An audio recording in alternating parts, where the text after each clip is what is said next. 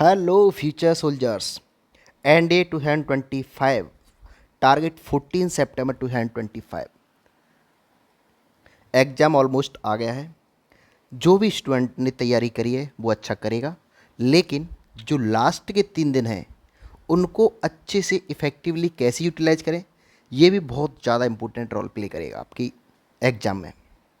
तो उसी के रिगार्डिंग ये वीडियो बनाई है कि लास्ट के 3 दिन को बेस्ट यूटिलाइज कैसे करें, क्या करना चाहिए क्या नहीं करना चाहिए लास्ट 3 डेज में, उन सभी चीज़ों को यहाँ डिस्कस किया गया है। और एग्ज़ाम हॉल में हमको कैसे एग्ज़ाम को अटेम्प्ट करना पड़ेगा, कैसे करना चाहिए, जिससे जो आपने तैयारी की है वो बेस्ट रिजल्ट दे सके। क्योंकि सही तैयारी सभी स्टूडेंट ने की है, लेकिन जो अच्छे से यूटिलाइज कर रहा है टाइम को मैनेजमेंट को स्ट्रेटेजी के साथ काम कर रहा है, वो जो तैयारी करी है उसको अच्छे से एक्सप्लेन कर पाएगा। तो उसी के रिगार्डिंग इस वीडियो में हम चर्चा करेंगे। तो लास्ट 3 डेज में हमको क्या करना चाहिए, तो लास्ट 3 डेज में क्या करें और क्या ना करें। टारगेट 14 सितंबर। चलिए करते हैं वीडियो को शुरू। अगर चैनल बनाई हो तो प्लीज़ चैनल को सब्सक्राइब कर लेना, और ये वीडियो आपके लिए काफ़ी ज़्यादा हेल्पफुल होने वाली है। आपको 7 से 8 मिनट के टाइम के अंदर बहुत कुछ सीखने को मिलेगा। हमारे पास 3 दिन हैं। अब 3 दिन में पहले दिन हमको क्या करना है देख लीजिए। मैथमेटिक्स। मैथमेटिक्स में क्या करना है आपको, सिर्फ और सिर्फ जो फार्मूला सीट बनाई है आपने, जो शॉर्ट नोट्स बनाए हैं आपने, उसके फार्मूलाज को रिवाइज करना है बस। कुछ भी क्वेश्चंस प्रैक्टिस नहीं करना है, कुछ भी नहीं करना है। सिर्फ जो भी फार्मूले, स्पेशली टिक्नोमेट्री के सारे फार्मूलेज, एलजेब्रा के सारे फार्मूलेज, कोऑर्डिनेट्स के सारे फार्मूलेज, बेसिक कैलकुलस के जैसे इंटीग्रेशन डिफरेंशिएशन, सबके फार्मूलेज याद कर लो। जो भी आपने शॉर्ट नोट्स बनाए, जो भी आपने चार्ट बनाया है, क्योंकि फार्मूला से क्वेश्चंस बहुत ज़्यादा सॉल्व हो जाएंगे। भले ही क्वेश्चन का कॉन्सेप्ट आता हो, अगर फार्मूला याद नहीं आया तो क्वेश्चन आपसे नहीं हो पाएगा। तो सबसे इंपॉर्टेंट प्रायोरिटी मैथमेटिक्स का सिर्फ इतना करना है 3 दिन के अंदर अंदर कि आपको फार्मूला रिवाइज करना है। और क्या करना है सर, 30 से 40 पीवाई की क्वेश्चंस, 30 से 40 पीवाई के क्वेश्चंस रैंडमली उठा के उसको टाइम बाउंड में सॉल्व करिए। एक तरह का मॉक टेस्ट दीजिए और आप देखिए कि कितने टाइम में, बिल्कुल ऐसे मान के चलें एग्जाम हॉल में बैठे हो आप, और वहाँ से आप गलती को एनालाइज करिए। हमने क्या गलती कर दी है, क्या सिली मिस्टेक्स हुई हमको, और मेन एग्जाम हॉल में हमको ये गलती नहीं करनी है, ये सुधार भी करना है। मैथमेटिक्स में सिर्फ इतना सा करना है। बाकी की सब्जेक्ट भी हैं, क्योंकि सारी सब्जेक्ट इक्वली इंपॉर्टेंट हैं, तो बाकी सब्जेक्ट को भी देखना है 3 दिन में। तो अगला आता है साइंस। सर साइंस में क्या करना है, जो भी आपने साइंस में शॉर्ट नोट्स बनाए हैं उन सभी को रिवाइज कर लीजिए। स्पेशली फिजिक्स में क्या है, फॉर्मूलेज को याद कर लीजिए। बहुत सारे बच्चे फॉर्मूलेज को भूल जाते हैं फिजिक्स में, और बहुत इंपॉर्टेंट भी है फिजिक्स के फॉर्मूलेज। तो आपको जो भी फॉर्मूलेज लिखे हैं उन सभी को दोबारा से रिवाइज कर लीजिए। अगला आता है एक मॉक टेस्ट दो at same time of NDA exam and analysis करो।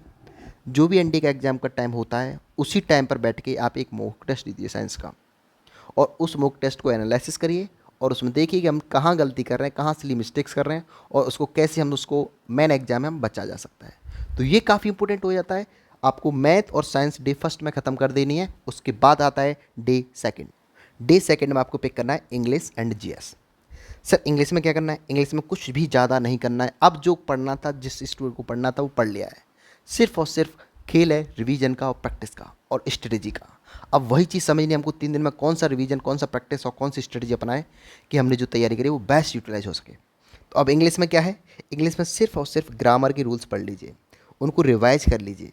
जैसे टेंस में कौन कौन से रूल्स होते हैं, नरेशन में, बॉयज में, आर्टिकल्स में, प्रीपोजिशन में, इन सभी के रूल्स को एक बार समरी को एक रिवाइज कर लीजिए, क्विक रिवीजन ले लीजिए।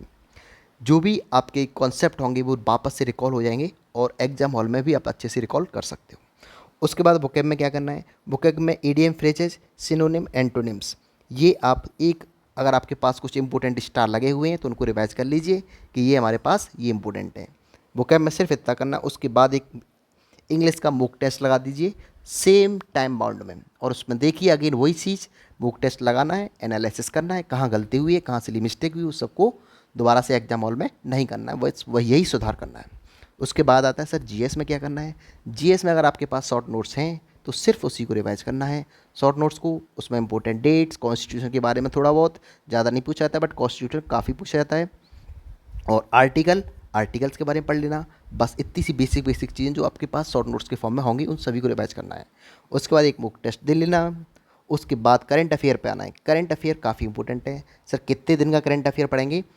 लास्ट 5 to 6 मंथ का करंट अफेयर आपका पूछा जाएगा। कुछ एक आध क्वेश्चन बाहर भी जाएंगे तो उसके लिए इतना ज़्यादा एफर्ट नहीं लगाना है, क्वेश्चन एक आध रहेगा तो इसलिए एफर्ट ज़्यादा नहीं होना चाहिए। करंट अफेयर में आपको जनरली किस किस पे मेन फोकस करना है? इंपॉर्टेंट इवेंट्स, जो भी लास्ट 6-7 मंथ में जो इंपॉर्टेंट इवेंट हुए हैं, बड़े बड़े इवेंट्स हुए हैं, उसको पढ़ना है। डिफेंस से रिलेटेड सारी न्यूज़ पढ़नी है, कौन कौन सा क्या रिफॉर्मेशन हुआ है, हर चीज़ को डिफेंस से रिलेटेड न्यूज़ को पढ़ना है। अवार्ड्स किस किस को कौन कौन से अवार्ड्स मिले हैं इसके बारे में पढ़ना है, किस किस की अपॉइंटमेंट हुई इनके बारे में पढ़ना है। यहाँ से क्वेश्चंस आने की मैक्सिमम पॉसिबिलिटी रहती है। तो ये चीज़ों पर आपको फोकस करना है डे सेकंड में। अब आता है डे थर्ड। डे थर्ड आपका अब कुछ करने का टाइम नहीं रहा है, सिर्फ और सिर्फ आपको एक शांत तरीके से बैठना है और अपने आप पे बिलीव करना है, विश्वास करना है और आस्था रखनी है भगवान पर कि जो भी हमने पढ़ा है वो सफिशिएंट है और जो हमने पढ़ा है वही एग्जाम में आएगा और वही हमारे लिए काफ़ी है। तो सिर्फ और सिर्फ क्या करना है कि अगर चाहो तो आपको थोड़ा बहुत अगर टाइम मिल सके तो सिर्फ और सिर्फ फॉर्मूला और शॉर्ट नोट्स को एक बार देख लो सरसरी नज़र से, यानी कि जनरली बस रिवाइज कर लीजिए कि क्या कुछ छूट तो नहीं रहा है। बस अगर हो पाई तो, नहीं हो पाई तो कोई भी ज़रूरी नहीं है। उसके बाद मेन चीज़ क्या करनी है, अब पढ़ाई से रिलेटेड हटके कुछ चीज़ें हैं जो करनी है आपको। सिर्फ और सिर्फ OMR फिलिंग की प्रैक्टिस कर लो, टाइम वेस्ट ना हो, क्योंकि टाइम वेस्ट बहुत होता है OMR फिलिंग में। क्वेश्चंस आता है, कभी गलती से गलत OMR फिल हो जाती है, कभी फिल करना भूल जाते हैं। तो आप सिर्फ और सिर्फ OMR फिलिंग करना सीख लीजिए लास्ट के दिन में। आप 2 से 3 OMR फिल करके देखिए कि क्या आप टाइम बाउंड में भर पा रहे हो कि नहीं भर पा रहे हो। आपको सिर्फ ये प्रैक्टिस करनी है। सिर्फ इजी और मॉडरेट क्वेश्चंस को अटैम्प्ट करने का प्लान बनाओ। अपने माइंड में सोच लीजिए कि सर जो क्वेश्चन इजी है उनको सबसे पहले करना है, उसके बाद मॉडरेट क्वेश्चंस को उठाना है, अगर टाइम मिले तो टफ क्वेश्चंस को उठाना है। क्योंकि NDA आपको क्वेश्चंस का खेल नहीं है, आप स्मार्ट तरीके से कितना एफिशिएंटली सॉल्व कर पा रहे हो इसका खेल है। क्योंकि आपको कट ऑफ देखोगे तो 50-40% से ज़्यादा नहीं जाती है। आपको सारा सॉल्व करना भी नहीं है, ऐसा नहीं 80% 70% मार्क्स लेके आना है। 40 to 45% मार्क्स लेके आते हो तो NDA क्वालिफाई हो जाता है। बस आपको नेगेटिव मार्किंग से बचना है। ये प्लान कर लीजिए कि आपको नेगेटिव मार्किंग से बचना है और इजी और मॉडरेट क्वेश्चंस को पहले करना है। लास्ट मोमेंट में नया टॉपिक बिल्कुल भी ना उठाएं, बिल्कुल भी कुछ पढ़ना ही नहीं है लास्ट मोमेंट पे। बस स्ट्रेटेजी बनाओ, प्लान बनाओ, कैसे सॉल्व करना है, क्या गलती नहीं करनी है, क्या सिली मिस्टेक्स हैं इसको सुधारना है जो एग्जाम हॉल में नहीं करनी है। और रात को अच्छे से 6-7-8 घंटे की आराम से भरपूर नींद लीजिए। नींद में कोई कॉम्प्रोमाइज़ नहीं है। लास्ट के दिन में आप जब भी नींद पूरी लेके जाओगे तो आप परफॉर्म अच्छा करोगे। ये एक साइंटिफिक वे है, साइंटिफिक प्रूवन है ये चीज़। तो सिर्फ और सिर्फ डे 3 में आपको इतना ही करना है। लास्ट और टिप्स बता देता हूँ मैं आपको, एग्जाम हॉल में क्या करना है और लास्ट प्रो टिप्स क्या है।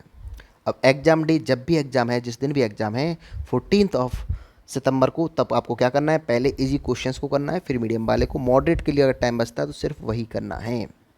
ये स्टडी अपनानी है। ऐसा नहीं है कि सब टफ क्वेश्चंस पर आप ईगो हर्ट हो जाएगा, टफ क्वेश्चन सॉल्व करना है। सभी का वेटेज इक्वल है, इसीलिए इजी क्वेश्चन भी करोगे तो भी सेम मार्क्स मिलेगा और टफ क्वेश्चन करोगे तो भी सेम मार्क्स मिलेगा।